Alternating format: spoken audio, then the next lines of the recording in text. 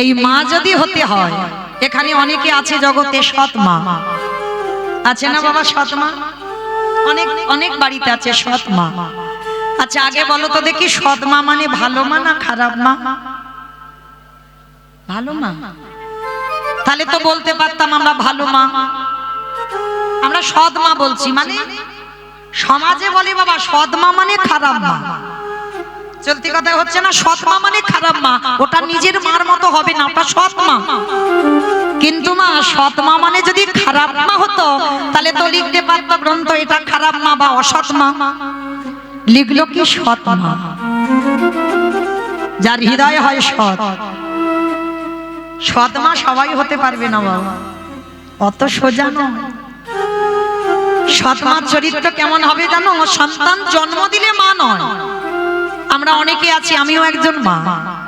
আমরা অনেকে আছি সন্তান জন্ম দিয়েছি মানে আমি মা না। যদি তোমার মধ্যে মাতৃত্ব না থাকে, যে আমার ছেলেটা শুধু আমার ছেলে আর অন্যের ছেলেটা ছেলে নয়। কি মায়েরা অনেকে আছে না, এই বিভেদটা করে দেয়, এটা আমার ছেলে আর অন্যের ছেলেটা সেটা আমার হবে কেন? কিন্তু না, যারা শাস্ত্র জ্ঞানী হয় বাবা, যারা গ্রন্থ পড়বেন বা শুনবেন বা যারা কীর্তন বোঝেন, মা যদি হতে হয় কইকেই মায়ের মতো মা হয়। একবারও ভেবে রেখেছেন বাবা? রামচন্দ্র বনে যাবে, 13 বছর বলল না, 12 বছর বলল না, 10 বছর বলল না, একটাই কথা বলেছিল, কইকেই মা রাম যাবে 14 বছর বনবাস। কি মা আপনারা জানেন তো? 14 বছর বলেছিল তো, 12 বলেনি, 13 বলেনি, 15 বলেনি, কিন্তু 14টা বললো কেন? 14 বছর বললো কেন? একটু বেশি বললে হতো না? কম বললে হতো না? হবে কি করে গো? এটাই তো কারণ। কারণ রামের আবির্ভাবের আগে, রামের জন্মের আগে বাবা সূর্য বংশে একটা অভিশাপ দেওয়া ছিল, যে সূর্য বংশে যদি কোনোদিন পুত্র সন্তান আসে, সেই সন্তান যদি 25 বছরের আগে রাজ সিংহাসন পায়, তৎক্ষণাৎ তার অপঘাতে মৃত্যু হবে। দশরথ কথাটা শুনে মা হেসে উড়িয়ে দিয়েছিল, হায় রে, আমার এই অযোধ্যায় কোনো সন্তানই তো নেই, সূর্য বংশে কোনো পুত্রই নেই, আর মরবে কে আর রাজ্য অভিষেক হবে কার? কথাটা হেসে উড়িয়ে দিয়েছিল বাবা। বহু বছর পর পুত্রেষ্টি যজ্ঞ করে রাম লক্ষ্মণ ভরত শত্রুঘ্নকে লাভ করেছিল, আর সন্তান পেয়ে ভুলে গেল বাবা সেই অভিশাপের কথা। রাজ্যাভিষেক হবে রামের 12 বছর বয়স। অযোধ্যায় সাজো সাজো রথ, জ্যেষ্ঠ পুত্র রাম রাজা হবে। চারিদিকে আলো বাদ্যি বাজনা। কইকেয়ী মা ঘরে বসে বসে হিসেব করে নিয়েছিল, সবাই ভুলে গেল অভিশাপের কথা, কিন্তু আমি তো ভুলিনি। হিসাব করলো এখন 12 বছর বয়স, আর যদি রাম 14 বছর বনে যায়, তাহলে 12 আর 14তে কত? কত মা? 26, 25 বছর হয়ে যাচ্ছে। তারপরে যদি সিংহাসনে বসে, তখন তো আমার রামের কিছু হবে না। আর রামের থেকে 2 দিনের ছোট ছিল ভরত, তাহলে রামের বয়স 12 বছর, তখন রাজ্যাভিষেক হবে। বলেন বাবা, তখন কি ভরতের বয়স কি 25-এর বেশি ছিল? নিশ্চয়ই ছিল না। তাহলে মা কাকে বলে দেখো? সৎ মা। রামের সৎ মা ছিল তো বিমাতা। কইকেই মনে মনে ভাবলো, মরতে যদি হয় আমার ভরত মরবে, কিন্তু আমার রাম নয়, কারণ আমি ওর সৎ মা, আমি ওর বিমাতা। মরণ যদি হয় আমার ছেলের হোক, কিন্তু আমার রামের অঙ্গে যেন আঁচড় না লাগে। সৎ মা যে হবে বাবা, নিজের ছেলের থেকে অন্যের ছেলেকে বেশি ভালোবাসতে হবে। সৎ মা যে হবে, নিজের ছেলেকে যদি অল্প খেতে দাও, অন্যের ছেলেকে বেশি দিতে হবে। সৎ মা যে হবে, যদি দুর্গা পূজায় একটা বছর নিজে কিছু না পড়ো, নিজের ছেলেকে কিছু না দাও, কিন্তু যে তোমার সৎ মা বলবে তাকে দিতে হবে। তবেই তুমি কইকেয়ী মায়ের মতো সৎ মা হতে পারবে। সৎ মা মানে নিজের ছেলের থেকে অন্যের ছেলেকে বেশি হৃদয়ে আগলে রাখা। কিন্তু বাবা যার জন্য তো রাম বনবাস থেকে ফিরে, এই জায়গাটা না খুব মন দিয়ে শুনবে। যেদিন বনবাস থেকে ফিরেছিল না রাম, অযোধ্যায় ফিরে সবার আগে দরজায় দাঁড়িয়ে ডাক দিল, মা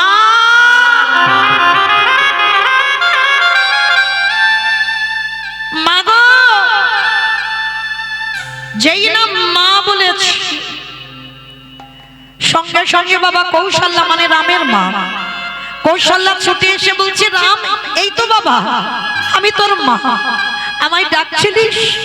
রাম বলছে, না আমি তোমায় ডাকি। সুমিত্রা এসে বলছে, রাম এই তো আমি তোর আর একটা মা। রাম বলছে, মা আমি তোমায় ডাকি। তাহলে আবার কাকে ডাকছিস? আমার কইকেই মা কোথায়? চুপ কর। যে কইকেই মা তোকে 14 বছর বনে দিল, যে কইকেই মার কারণে তোর বাবা জীবনের মতোই অযোধ্যা ত্যাগ করলো, প্রাণ হারালো, আমাদের বৈধব্য জ্বালা পেতে হলো শুধুমাত্র তোর কইকেই মাতার জন্য। আর তুই অযোধ্যায় এসে আগে সেই মাকে ডাকছিস। রাম তো সব জানে, তিনি তো বিশ্বের স্রষ্টা মালিক। কইকেয়ী মা একটা দিন মুখ খোলেনি যে আমি রামের জন্য বাধ্য হয়েছি রামকে বনে পাঠাতে, যাতে রামের মঙ্গল হয়। একদিনের জন্য বলে, একদিনের জন্য।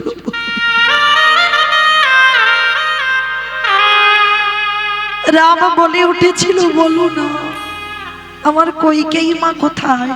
বলে, তোকে বনবাসে দেবার অপরাধে, তোর পিতৃ বিয়োগ হয়েছে, সেই অপরাধে তাকে কারাগারে নিক্ষেপ করা হয়েছে। আর ভরত চিরজন্মের মতো তার মাকে ত্যাগ করে দিয়েছে। রামচন্দ্র ছুটে গেল বাবা সেই কারাগারের দরজায়। কইকেয়ী মা দশা দেখো, কেঁদে কেঁদে না চোখে আর দেখতে পাই না।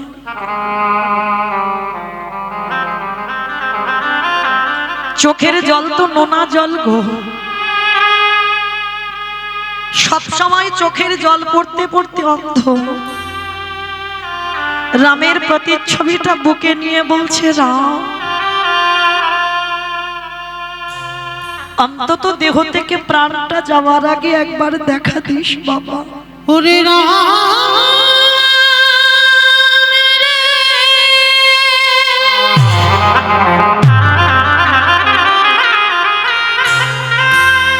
একেবারে দেখা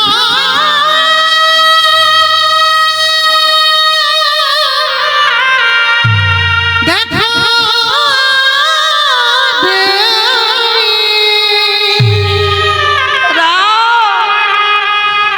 ওরিয়া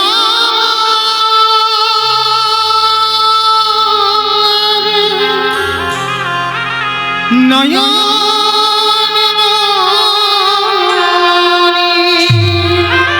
যখনই রাম রাম বলে কাঁদছে, রামচন্দ্র দরজায় গিয়ে আছাড় খেয়ে একেবারে কইকেয়ী মায়ের চরণ তলে পড়েছে। যেই না রামের মাথাটা মায়ের চরণে ছোঁবে, কে কে আমায় এমন করে পরশ করতে আমার দেহটা শীতল হয়ে গেল? কে তুই? সর্বাঙ্গে হাত বোলাচ্ছে, চোখে দেখতে পাচ্ছে না। রাম বলে উঠল, মা আমি তোমার রাম। রাম এসেছিস বাবা, এসেছিস। আমি বলিনি বাবা, যত কষ্ট যত দুঃখ আমি পেয়েছি, আমি বলিনি। তোর মঙ্গলের জন্য আমি তোকে বনে পাঠিয়েছি। রামচন্দ্র মায়ের চরণ দুখানা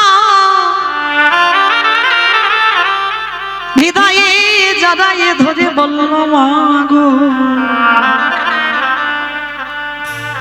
আমার জন্য তোমার এত ত্যাগ, বলো বলো মা তুমি আমার কাছে কি ধন চাও? যেই না বলেছে কইকেয়ীকে, বলো মা তুমি কি চাও? কইকেয়ী মা কেঁদে বলল, খোকা রে আমাকে একটি বাড়ির জন্য দৃষ্টিটা ফিরাইয়ে দে। এই প্রাণ পাখি যাবার আগে একবার যেন নয়ন ভরে তোকে দেখে যেতে পারি। রামচন্দ্র ওই করুণা সিন্ধু ভগবান করুণার হাতটা যেই না নয়নে বুলাইয়ে দিল, পরশ মনের পরশে যেমন লোহা সোনা হয়, আমার রামচন্দ্রের পরশ পেয়ে মায়ের দৃষ্টি ফিরে এলো। যেই না সাক্ষাৎ রামকে দর্শন করলো, কইকেয়ী মা বলল খোকারে এইবার তোর চরণে আর একটা ধন চেয়ে রাখলাম, আমার কি চাও দে বাবা, দে দে আমার অন্ধ করে দে রে। আমি আর তো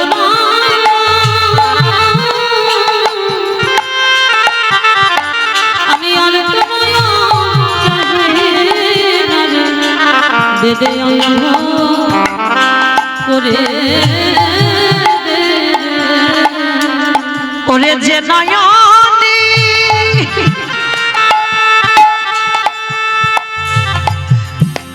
যে নয়নে একেবারে কৃষ্ণ দর্শন হয় রে, আমায় দে দে অন্ধ করে যেই না বাবা আবার অন্ধ করে দিল। রামচন্দ্র বলছে বলো মা কি চাও। রাম রে দিতে যদি হয় একটা ধনী দিস, এই জন্মে আমি তোর বিমাতা হলাম, আমি তোর সৎমা হলাম, এর পরের জন্মে যদি কোনোদিন আমার প্রতি কৃপা থাকে, এর পরের জন্মে আমি তোর সৎমা হতে চাই না। রাম রে এর পরের জন্মে কথা দেবা আমার কোলে পুত্র রূপে, পুত্র রূপে বসে আমি অন্যকে তাই গৌর প্রেমানন্দে হরি বল হরি বল। অন্য কিছু চাহি না ওরে পুত্র রূপে বসে রামচন্দ্র বলল মা গো আমি কথা দিলাম আমি তোমার গর্ভে পুত্র রূপে যাব, কিন্তু মা করার তো কিছু নেই, আমি আমার কৌশল্যা মাকে কথা দিয়ে রেখেছি। কি দিয়েছিস রাম? যেদিন আমি 14 বছরে বনবাসী হব সেদিন আমার মা আমাকে একটু দুগ্ধ খাওয়াতে এলো, তুমি দুধের বাটিটা ফেলে দিয়ে বলেছিলে এই অযোধ্যায় রাজ মাতায় আমি আমার ছেলে রাজা, তাহলে আমার রাজ্যের দুধ রাম খাবে আমার অনুমতি ছাড়া। তখন আমার মা কৌশল্যাকে দে বলেছিল রাম কথা দে বাবা এর পরের জন্মে আসবে বটে, কিন্তু যেদিনের পরের জন্মে আসবি কথা দে বাবা ওই গর্ভে আসবি বটে, তবে আমার গর্ভে নয় তোর কইকেয়ী মার গর্ভে আসবি, তবে আসবি বটে কিন্তু স্তন দুগ্ধ পান করবি না। ওরে এই প্রতিজ্ঞা তাই গৌর হরি বল হরি বল হরি বল। ওরে এই প্রতিজ্ঞা করে যারে স্তনদুগ্ধ পান করবি না। বলল মাতৃ স্তনদুগ্ধ পান করব না। আর কৌশল্যা অভিশাপ দিয়েছিল কইকেয়ী আমার রাম 14 বছর বনে গেল, আমি রামকে হারালাম 14 বছর পরে আবার কোলে পাবো, কিন্তু আমি সত্যি যদি রামের মা হই আমি তোকে অভিশাপ দিলাম যতবার তুই সন্তানের জননী হবি ততবার তোকে সন্তান হারাতে হবে হবে হবে। ও ভাইরা এই কথাটা জানবার জন্য এত দূরে আসা, এবার একটু মিলিয়ে নেন। সেই রামের মা কৌশল্যার অভিশাপে কইকেয়ীকে 3 বার জন্ম নিতে হয়েছিল, আর যতবার জন্ম নিয়েছে ততবার সন্তান হারিয়েছে। দেখো, প্রথমে জন্মে হলো দেবকী, ওই দেবকী হয়ে কংসের কারাগারে ছোটি ছোটি পুত্র সন্তান এলো। কংস মামা কারাগারে তাদের পাষাণে প্রাণ নিয়ে নিল।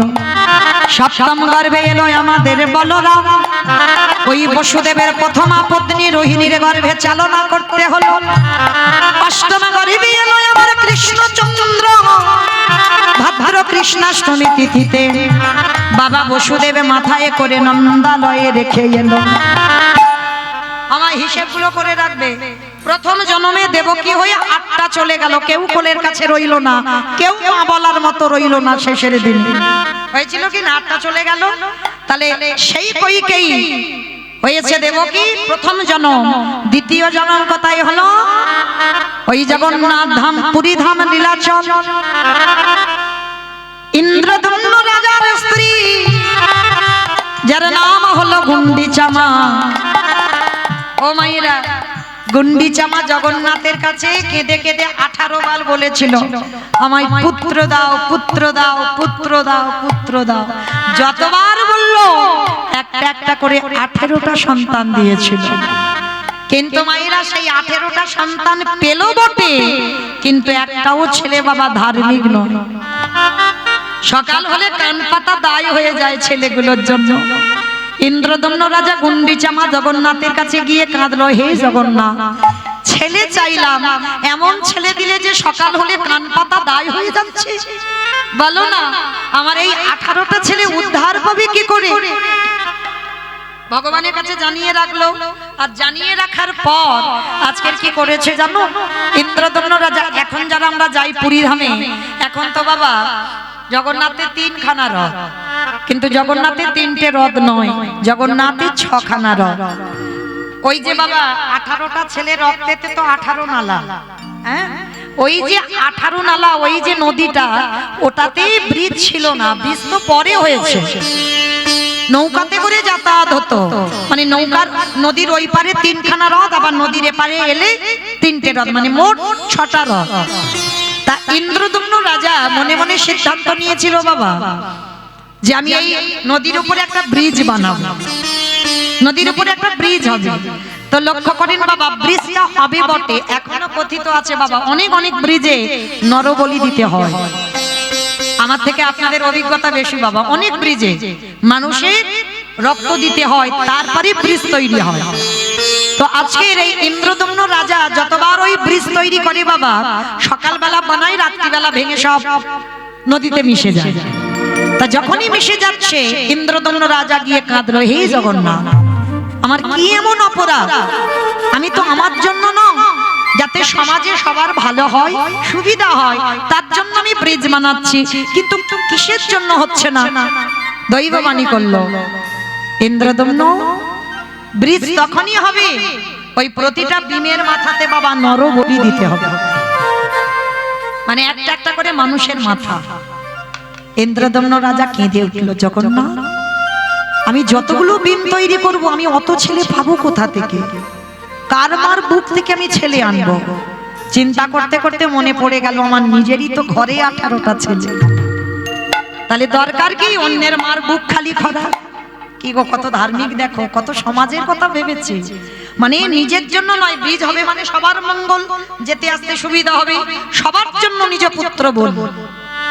পারবেন দেখাতে জগতে একটা মানুষ? একটা পারবেন? অন্যের মার বুক খালি করলো না, নিজে একটা একটা করে 17টা ছেলেকে বলি দিয়ে 17টা বিম তৈরি করলো, আর একটা ছেলে মা গুন্ডিচা ধরে রেখেছে, দেবে না। যতই হোক মা তো দিতে চাইছে না। তখনই ইন্দ্রদম্ন রাজা এসেছে, গুন্ডিচা দাও, ছোট ছেলেটাকে দাও।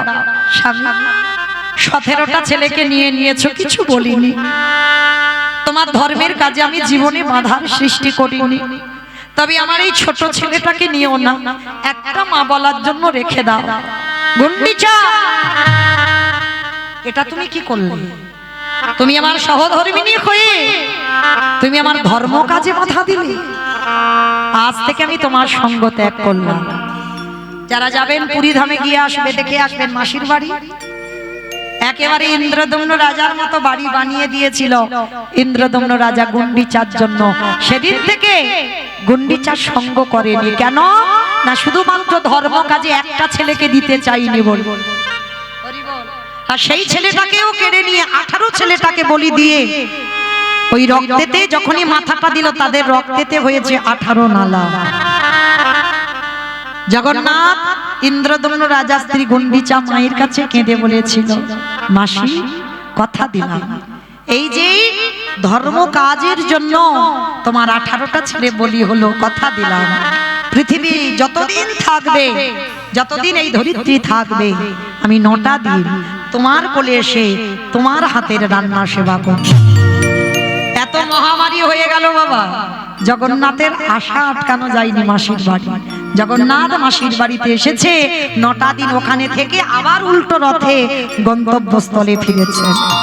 তা এই 18টা ছেলেকে বলি দিল কেন বাবা?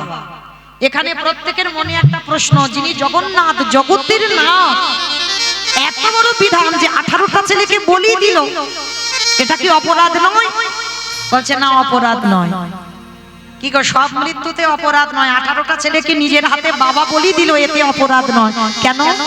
ওই যে গুন্ডিচা মা গিয়ে কেঁদেছিল, আমার 18টা ছেলে মুক্তি পাবে কি করে? বাবা নিজের হাতে কেটে মাথাগুলো ওই ব্রিজে দিয়েছে। সাধু গুরু বৈষ্ণবে যখন ব্রিজের উপরে দিয়ে যায়, একজন শুদ্ধ ভক্তের চরণ ধুলা যদি 18টা ছেলের মাথায় পড়ে, তাদের পূর্বপুরুষ উদ্ধার পাবে। তাই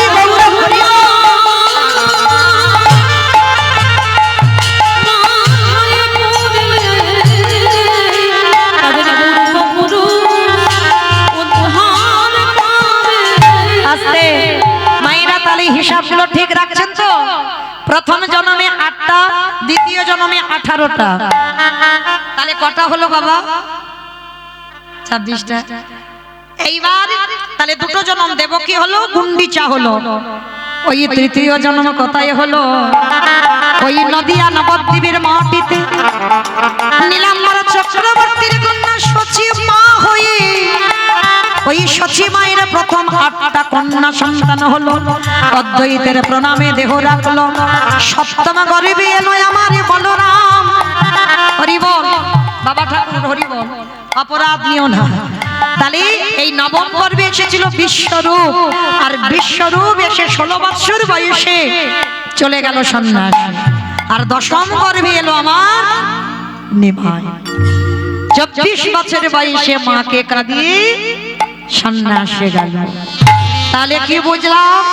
রামকে 14 বছর কাঁদানোর অপরাধে যতবার জগতে মা হলো, ততবার সন্তান হারাতে হলো। তাদের জন্মে জন্ম কাঁদিতে হয় গো,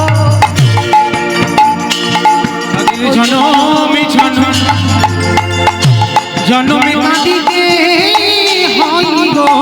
আস্তে ও মাইরা, জনম জনম কাঁদতে হবে। ভালো করে ভেবে দেখেন, তাহলে কর্মফল ছেড়েছে তার মাকে। ভগবান তো মনে করতে পারতো ওটা আমার মা, আমার আপনজন। মানে আপনজন বলা ভুল, আমার আমি যার কোলে এসেছি, একটু পাপ কি ক্ষমা করে দেওয়া যায় না? অত সোজা নয়। ভগবান বিধান দিল, কেউ এখানে আমার আপন নয়, কেউ এখানে আমার পর নয়। ডাকার মতো যেজন ডাকে, যে স্বয়ং ধর্মকে আঁকড়ে ধরে, স্বয়ং ধর্ম তারে রক্ষা করে। তাহলে এখানে আমার কেউ আপন নয়, কেউ আমার শত্রু নয়, আর কেউ আমার মিত্র নয়। এ কথাটা আমি মৌমিতা বলছি না।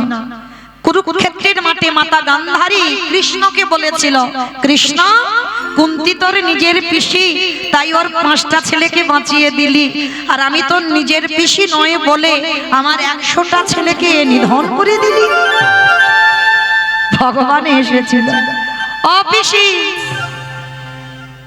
বৃথাই তুমি আমার কাঁধে চাপিয়ে দিচ্ছ দোষ। তোমার ছেলেকে আমি মারিনি, আমি মারবো কেন? তুমি বোধহয় ভুলে গেছো, চোরের ধন বাটপাড়াই নেয়। কি গো মা, এটা চলতি কথা বললাম, চোরের ধন বাটপাড়াই নেয়। তুমি চুরি যদি না করে রাখো কোনো না কোনো দিন, তাহলে তোমার ধন সম্পত্তি চুরি হবে কেন? কি গো, অনেকের ঘর বাড়ি সোনা দানা সব চুরি হয়ে যায় না? যাই তো বাবা। হ্যাঁ, তাহলে ভালো করে ভেবে দেখেন, তুমি যদি কোনোদিন চুরি না করে রাখো তাহলে তোমার ধন চুরি হচ্ছে কেন?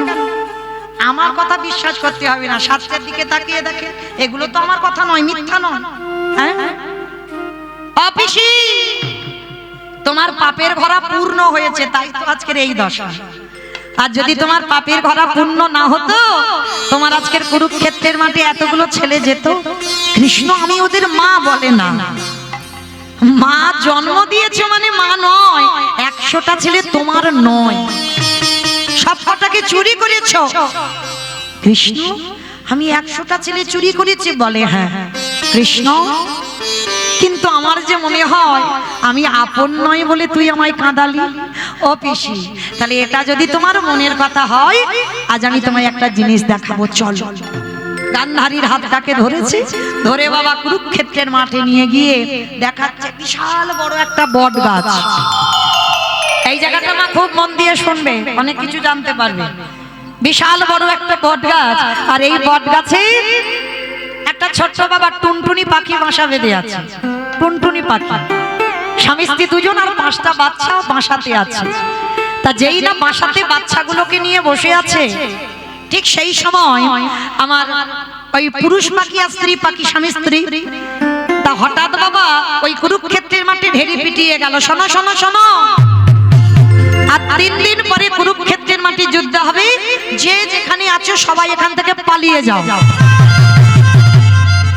পুরুষ পাখিটা স্ত্রী পাখিকে ডেকে বলছে, অগিন্নি শুনলে কি বললে গেল? আর 3 দিন পরে যুদ্ধ শুরু হবে, চলো না আমরা এখান থেকে চলে যাই। স্ত্রী পাখিটা হরি বল, মায়েরা সংসার সুখের হয় পুরুষের গুণে, রমণীর গুণে। বাহ, ঘরের নারী শক্তি। নারী ঠিক না হলে বাবা সব টলমল করবে, কিচ্ছু ঠিক থাকবে না। তাহলে মায়েরা এই যে বড়াই করে বললে রমণীর গুণে, এইটা খেয়াল রাখতে হবে, সে নারীটা কেমন হওয়া উচিত। সংসারটা তার জন্য কিন্তু শক্তি নেবে, তার জন্য শক্ত হবে। তাহলে এই যে পুরুষ পাখিটা বলছে, টুনটুনি চলো আমরা চলে যাই এখান থেকে। তা স্ত্রী পাখিটা বলছে, হ্যাঁ গো তোমার কি মাথা খারাপ? বলে কেন মাথা খারাপ হবে কেন? বলে গেল শুনলে না, মাঠের যুদ্ধ শুরু হবে, আর আমাদের একটুখানি প্রাণ পাখি, আমরা বাঁচবো, আমাদের মৃত্যু হয়ে যাবে, চলো চলে যাই, আমার বাচ্চাগুলোকে নিয়ে অন্য জায়গায় বাসা বাঁধি। স্ত্রী পাখিটা বলছে, দাঁড়াও, আমার এই 5টা বাচ্চার যদি কিছু অসুখ হয় না, আমি তার চরণে ফেলে দিয়ে রাখি। ডাক্তার, পার্থিব জগতের ডাক্তার নয়, ডাক্তার, এটাই তত্ত্ব বাবা। ভালো সেই করে ডাক্তার, আমি তার চরণে ফেলে দিই, আমার বিশ্বাস। তাহলে এতদিন আমি যার চরণ আঁকড়ে বসে আছি, আজ আমার এই যে ঘোর বিপদ, 3 দিন পরে যুদ্ধ হবে, তোমার কি মাথা খারাপ? আমি এখান থেকে যাব নাকি? আমাকে দেখতে হবে না? শেষের দিনে দেখি সে আমার কি করে। কি গো, একটা নারী কত বিশ্বাস, দেখি গোবিন্দ কি করে। একদিন হয়ে গেল, 2 দিনের মাথায় আবার বলছে, ও টুনটুনি দেখো, তোমার আমার বয়স হয়েছে, আমরা মরে যাই, যাই আসে না, আমার 5টা বাচ্চার যদি কিছু হয়ে যায়, ওরা তো সবই পৃথিবীতে এসেছে, চলো না এখান থেকে গিয়ে আমরা অন্য গাছে বাসা বাঁধি। স্ত্রী পাখিটার একটাই কথা, দেখি গোবিন্দ কি করে। বিশ্বাস, তার একটাই কথা, এতদিন তারে ডেকে গেলাম, আর আজকের আমার এই ঘোর বিপদে দেখতে হবে না, দেখি সে কি করে। হ্যাঁ, 2 দিন হয়ে গেল, 3 দিনের মাথায় বাবা এবার যুদ্ধ শুরু হয়ে গেছে। এবার পুরুষ পাখিটা বলছে, থাকো তুমি এখানে, আমি চললাম। সঙ্গে সঙ্গে স্ত্রী পাখিটা বলছে, আমি তো জানি তুমি চলে যাবে, তুমি তো আমার চিরস্থায়ী নয়, আজ না হয় কাল না হয় চলে যাবে, কারণ যতদিন আমার যৌবন ততদিন তুমি আমার, এটা আমি জানি। আর যেদিন আমার যৌবন চলে যাবে, তুমি আমার কাছ থেকে চলে যাবে, যাও, তাতে আমার অসুবিধা নাই, কিন্তু আমার একটা কথা, দেখি গোবিন্দ কি করে। যুদ্ধ শুরু হয়ে গেল। পুরুষ পাখিটা মনে মনে ভাবছে মরতে হয় দুই লোকে একসঙ্গে মরি, যাব না, যা হয় হোক, এতদিন তো কাটিয়ে দিলাম, রয়ে গেছে। যুদ্ধ শুরু হলো। বড় বড় রথী, বড় বড় মহারথী, হাতি ঘোড়া সব প্রাণ হারাচ্ছে। রক্তের বন্যা বয়ে যাচ্ছে কুরুক্ষেত্রে মাঠে। যখনই বাবা রক্তের বন্যা বইছে, আবার পুরুষ পাখিটা স্ত্রী পাখির কাছে এসেছে। ও গিন্নি, ওই দেখো কত বড় বড় বীর, বড় বড় রথী, বড় বড় হাতি, বড় বড় ঘোড়া সব প্রাণ হারাচ্ছে, চলো না কোথাও চলে যায়। যেই না বলেছে বড় বড় হাতি, বড় বড় ঘোড়া, বড় বড় রথ, ওই টুনটুনি পাখি কেঁদে বলে উঠলো, স্বামী গো, বড় বড় বীর দেখলে, বড় বড় রথী দেখলে, বড় বড় মহাবীর দেখলে, বড় বড় হাতি দেখলে, বড় বড় ঘোড়া দেখলে, কত রথ ভেঙে যাচ্ছে দেখলে, রক্তের বন্যা বয়ে যাচ্ছে দেখলে, কিন্তু একবার তুমি দেখতে পেলে না অর্জুনের রথের সারথি হয়ে কে দাঁড়িয়ে আছে।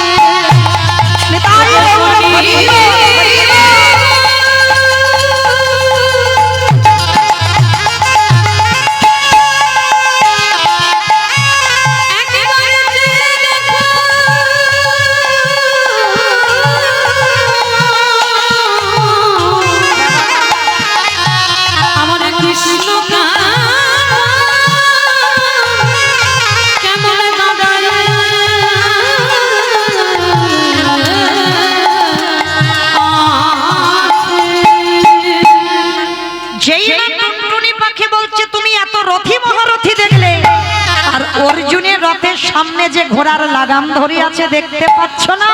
দেখে নাও।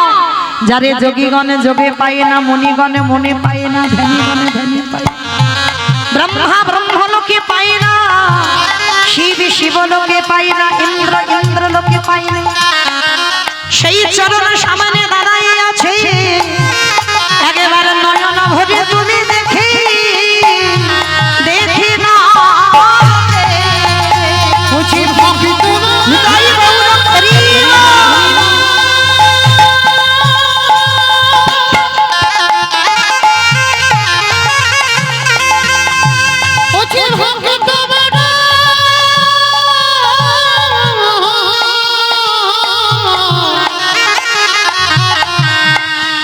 ভালো।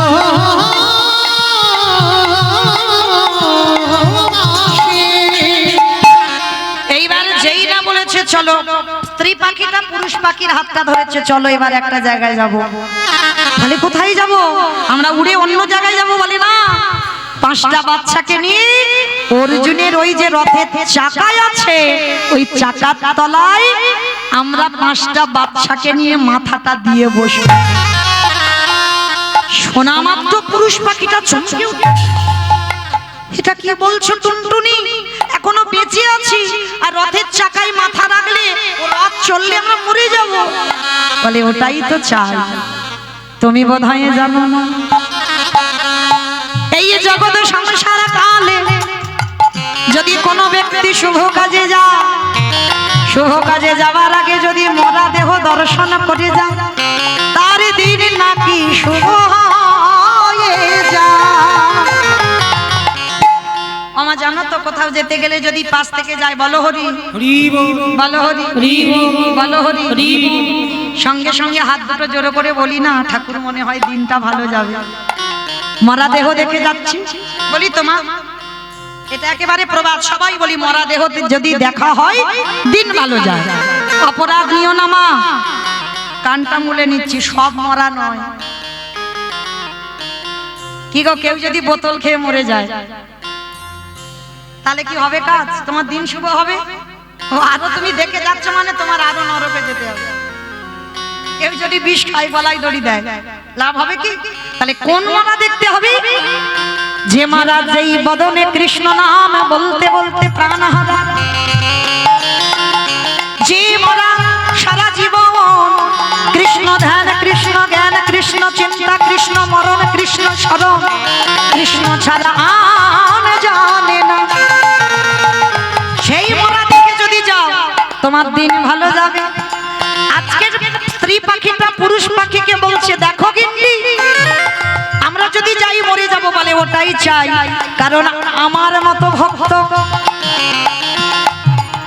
আমার মতো ভক্তের মরা দেহ দেখে যদি আমার কৃষ্ণ যুদ্ধ শুরু করে, আমার বিশ্বাস আমার কৃষ্ণ ওই যুদ্ধে কোনোদিন পরাজিত হবে না। হরি বল। এইবার 5টা বাচ্চাকে নিয়ে টুনটুনি তারা স্বামী স্ত্রী রথের চাকার তলায় মাথাগুলো পেতে দিয়েছে। ও মাইরা, ভগবান চিন্তামণি, তো তার নাম চিন্তামণি নয়, মানে জলের তলায় যদি একটা পাথর থাকে, পাথরের ভিতরে যদি পিঁপড়ে থাকে, সেই পিঁপড়ের আহারের ব্যবস্থা আমার ভগবান করে। মানে জলের তলায় পাথর, পাথরের ভিতরে পিঁপড়ে, তার ভাবনাকে ভাবে চিন্তামণি ভগবান। এইবার রথের চাকার তলায় বসে আছে ভগবান, তো অন্তর্যামী।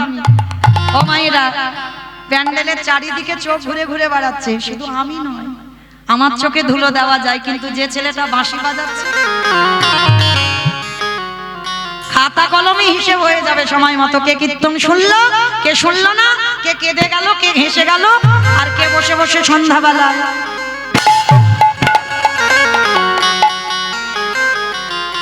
আমি নয়, আমার ঘুম পাই না, যারা ঘুমাচ্ছ তাদের বিচার হবে। তাই এইবার ভগবান কি করেছে দেখো, অর্জুনকে বলছে, অর্জুন পার্থ তুমি একবার বাণ নিক্ষেপ করো। বলে কোথায়? বলে ওই যে দুর্যোধনের হাতি আছে, হাতির গলায় যে ঘন্টাটা ঝুলছে, ওই ঘন্টায় মার, হাতির গায়ে নয়, ঘন্টায় মারবে। কৃষ্ণ আজ্ঞা পালন করবে।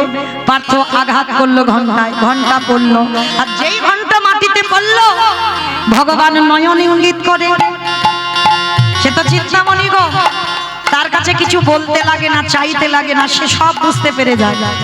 নয়ন ইঙ্গিত করে বলল, টুনটুনি তোমার স্বামী আর 5টা বাচ্চাকে নিয়ে ওই ঘন্টার ভিতরে প্রবেশ করো। যেই না ভগবানের ইঙ্গিত পেল, ঘন্টার ভিতরে গেল, আমার ভগবান করুণার হাত দিয়ে ওই ঘন্টাটা মাটিতে উবুর করে দিল। নিতাই করিব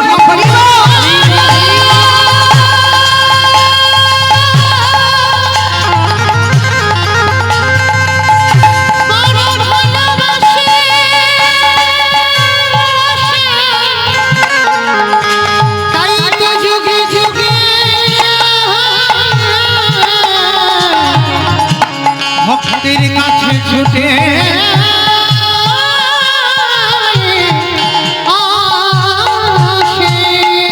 যেই ঘন্টাটা উপরে করে দিল, তার উপরে দিয়ে সরে 17 দিন যুদ্ধ শুরু হয়ে গেল। এক বেলা যুদ্ধ হয়নি, আমরা বলছি 18 কিন্তু পূর্ণ হয়নি, হয়েছে 17.5 দিন, আর এক বেলা যুদ্ধ শেষ, এবার আসবে। যেই না ভগবান যুদ্ধ শেষ করে রথ থেকে চলে আসছে, ওর ভিতর দিয়ে প্রতিদিন রাত্রিবেলা অন্ধকারে কৃষ্ণ টুনটুনি পাখি স্বামী স্ত্রীর বাচ্চাদের খাইয়ে আসতো। যুদ্ধ শেষ, মাঠ থেকে চলে যাচ্ছে, ঘন্টার ভিতর থেকে স্ত্রী পাখিটা ডাকছে, কৃষ্ণ চলে যাচ্ছিস যে বড়, ঘর বেঁধে দিলি না, ঘরটা তো ভেঙে দিলি। ভক্তই তো পারে ভগবানকে চোখ রাঙাতে, ভক্তই তো পারি ভগবানকে শাসন করতে, ভক্তই তো পারি ভগবানকে মারতে, কিরে বেঁধে দিলি না? ভগবান বুঝতে পারলো, ঘন্টাটা তুলে নিল, দেখে না 5টা বাচ্চা স্বামী স্ত্রী বসে রইল। ভগবান নতুন করে বাসা বাঁধিয়ে দিয়ে ওই বাচ্চাদের হাতে করে নিয়ে বাসাতে তুলে দিল। ও মায়েরা, এই কাহিনীটা কি মৌমিতা বললো? কে বললো? কুরুক্ষেত্রের মাঠে কৃষ্ণ পিসি গান্ধারীকে বোঝালো, উদাহরণ দিল, পিসি ওই টুনটুনি পাখি কি আমার নিজের পিসি ছিল? ছিল না তো, ওটা একটা পাখি, পক্ষীকুলি জনম, একটা ক্ষুদ্র প্রাণ। তাহলে তুমি কিসের জন্য বলছো কুন্তি তোর কৃষ্ণ নিজের পিসি, ওই জন্য তার ছেলেদের বাঁচালি? আমি নিজের পিসি নই বলে আমার ছেলেদের মারলি? কখনো বলো না পিসি, এই টুনটুনি পাখি আমার পিসি নয়, এ জগতে কেউ আমার আপন নয়, আর কেউ আমার পর নয়। যে জন ডাকার মতো ডাকতে পারে এই জগৎ সংসারে, ভগবান তৎক্ষণাৎ তারই হয়ে যায়। তো আজকে লক্ষ্য করে দেখেন বাবা, এই জগৎ সংসারে চৈতন্য মহাপ্রভু সমাজকেও শিক্ষা দিয়ে দিল যে কর্মফল কোনোদিন কাউকে ছাড়ে না, কাঁদালে কাঁদিতে হয়, এ কথাটা মিথ্যা নয়। আজ সেই চৈতন্য মহাপ্রভু নবদ্বীপে দাঁড়িয়ে করল কি গো? কেহ বলে পুরবেদী রাবণ বধিলা,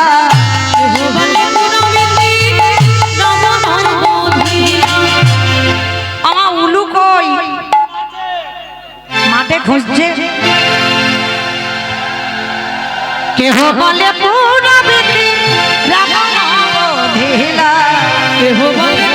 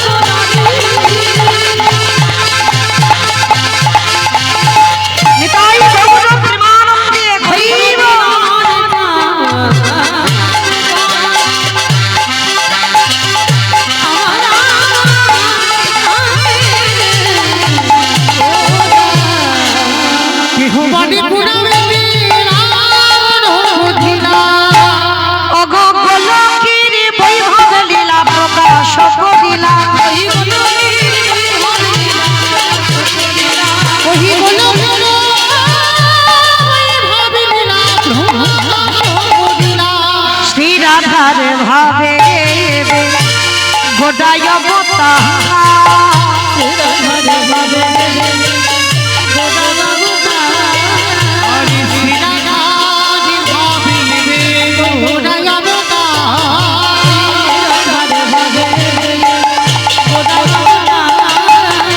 হরে কৃষ্ণ নামে গৌর করিলা প্রচার,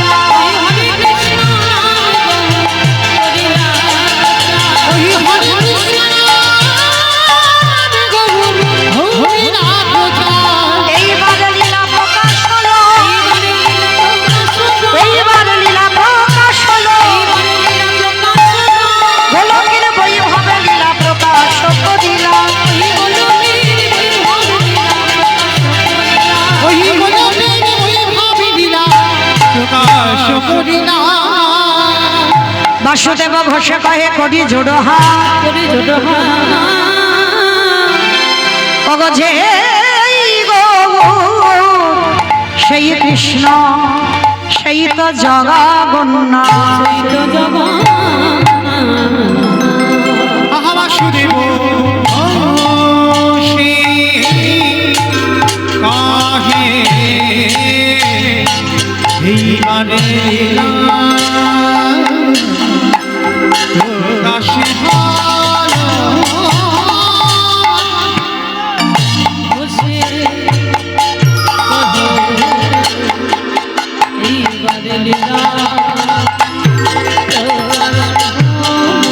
বাসুদেব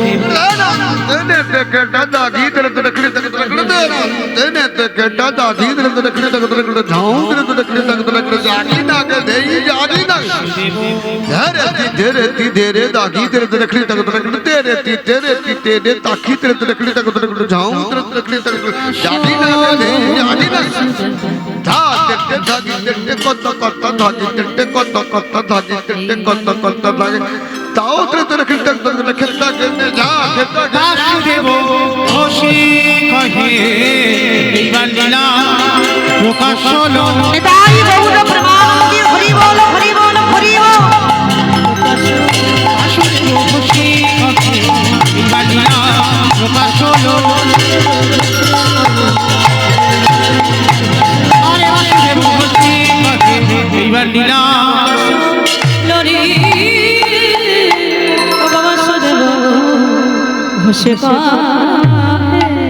জনিতাই চলুন এবার আমরা যাবো একটু মধুমাস ধাম বৃন্দাবন ধাম।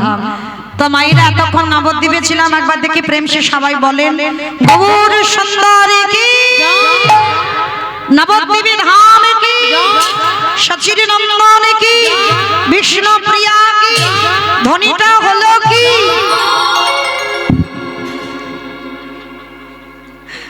এটা জয়। বললাম ধনী এই হচ্ছে ভক্ত মানে বিভোর, ডুবে গেছে, বুঝতে পারিনি আমি কি বলছি। বললাম ধনীটা হলো কি, এটা জয় নয়, একটু প্রেম সে জয় দিতে হবে। এত জোরে জয় দাও কত দূর শোনা যাবে? কুস্তি চলে যাবে, কুস্তি। ও মাইরা যাবে, বুঝতে যাবে, ওই দশাই হবে। হটুগঞ্জ যাক, হটুগঞ্জ। ও মাইরা যাবে, উস্তি যাবে, উস্তি গেলেই হবে, যাবে। বাবা বৃন্দাবন যাবে, সর্বনাশ, মানে দম আছে, মানে বেশ এই দমটা রেখে দিও কেমন, যে যাবে, এ জন্মে না হোক, এর পরের জন্মে না হোক, তার পরের জন্মে না হোক, কিন্তু যাবে। কই দেখি এবার হাত দুটো তোলো দেখি একবার সবাই। আমার নিতাই চাঁদ গৌর হাত নামাবে না কিন্তু, কারণ এদিকে বলবো আবার ওদিকে বলবো, দুদিকে যেতে হবে তো। সবাই দিকে তোলো। কই আমার ভাইরা সব মোবাইলগুলো রাখো, হাতগুলো তোলো দেখি একবার। হরি বল। এইদিকে, এইবার এদিকে যাই।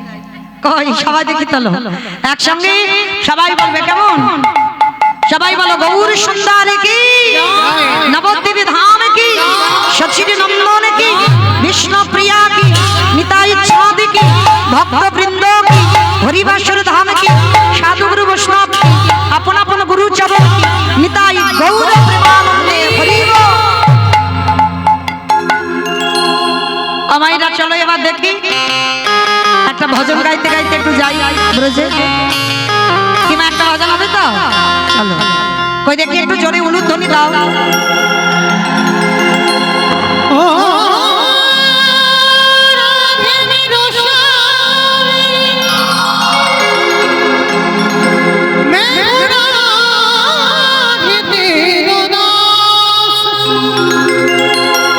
জনম জনম মোহি জিয়া বৃন্দাবন নিবাস, জয় রাধে শ্রী রাধে, জয় কৃষ্ণ বলো জয় রাধে।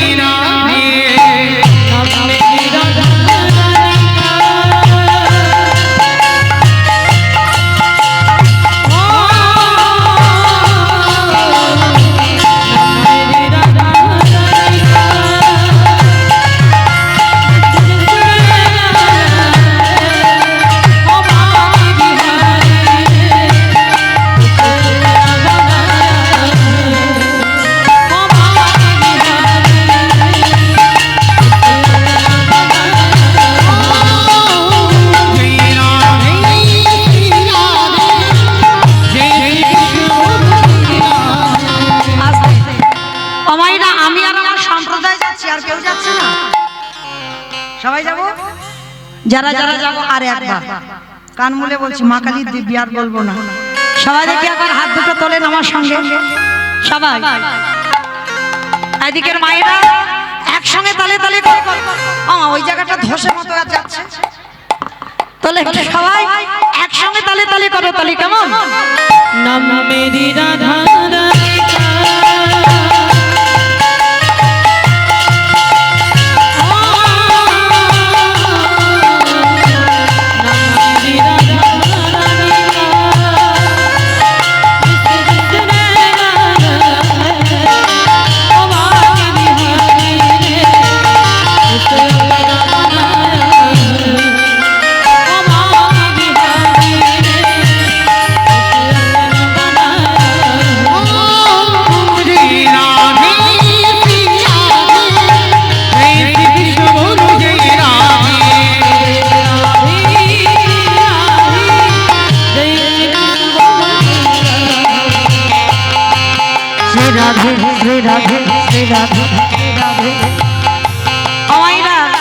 সবাই বলছো, মনে মনে রাধে বলছো। জোরে জোরে বলতে হবে। তোলো দেখি হাত আমার সঙ্গে, সবাই বলবে কেমন? শ্রী রাধে শ্রী রাধে শ্রী রাধে রাধে শ্রী রাধে শ্রী রাধে শ্রী রাধে শ্রী রাধে শ্রী রাধে শ্রী রাধে শ্রী রাধে শ্রী রাধে শ্রী রাধে শ্রী রাধে শ্রী রাধে শ্রী রাধে শ্রী রাধে শ্রী রাধে শ্রী রাধে শ্রী রাধে শ্রী রাধে শ্রী রাধে রাধে রাধে রাধে রাধে।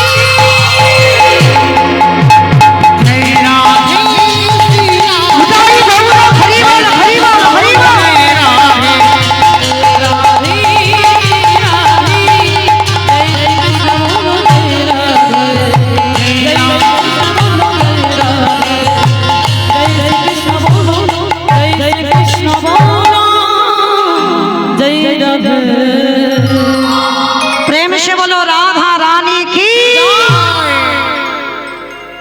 আমার জয়টা ঠিক হলো?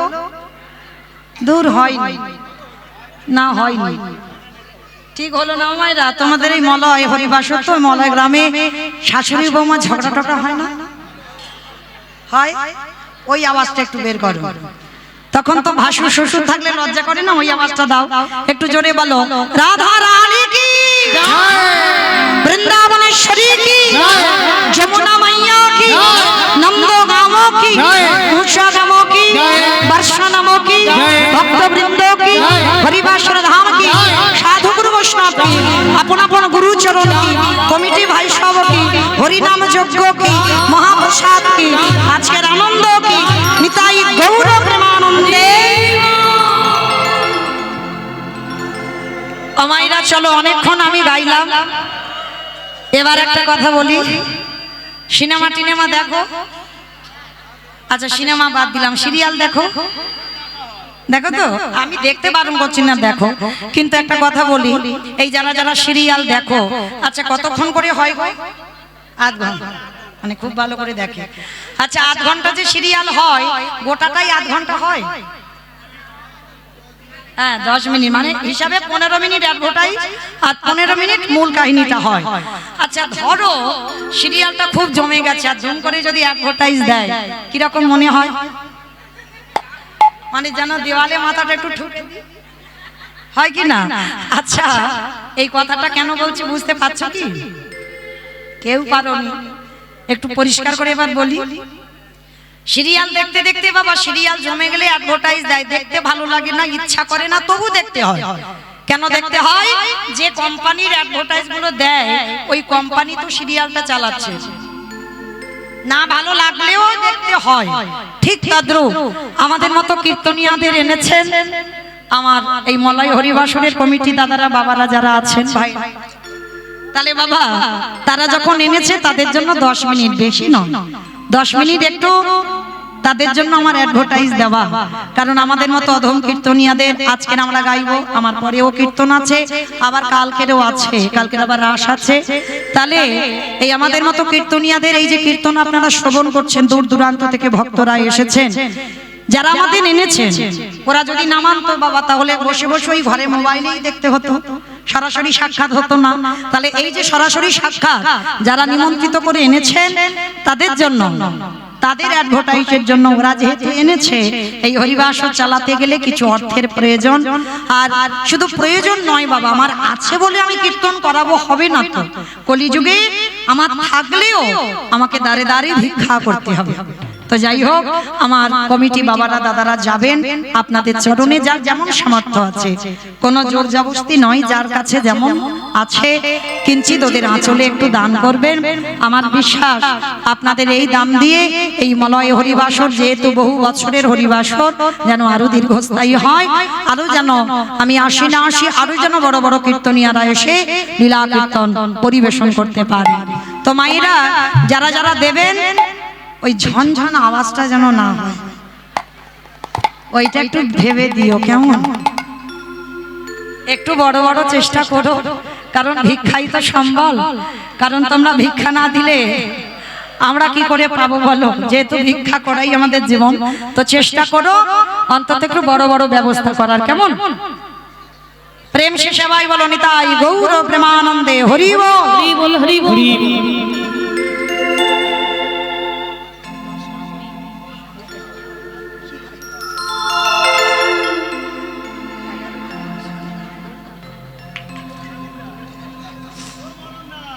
চলো মাইরা, তবে গন্ডগোল নয়, একটু শান্তভাবে আস্বাদন করবে, কেমন? চলো আজকে আমরা আস্বাদন করব, যতটুকু সময় আমরা থাকবো ততটুকু আমরা লীলা আস্বাদন করব। এই রঘুনাথ দাসের বৈরাগ্য, এই যে রঘুনাথ দাস, 16 গোস্বামীর মধ্যে বাবা এক গোস্বামী হলেন রঘুনাথ দাস। আমরা যারা ভক্তি জীবনে নামছি, যারা ভজন সাধনে নামছি, এই ছজনার নাম, ছজনার পথ অবলম্বন আমাদের করতে হয়। সেই ছজন কে কে? শিরব সনাতন ভট্ট রঘুনাথ, শ্রীজীব গোপাল ভট্ট দাস রঘুনাথ, এই ছয় গোসাইয়ের করি চরণ বন্দন, যাহা হইতে বিঘ্ন নাশে অভীষ্ট পূরণ। এই ছয় গোসাইয়ে যদি ব্রজে কইল রাধা কৃষ্ণের নিত্য লীলা করিলা প্রকাশ।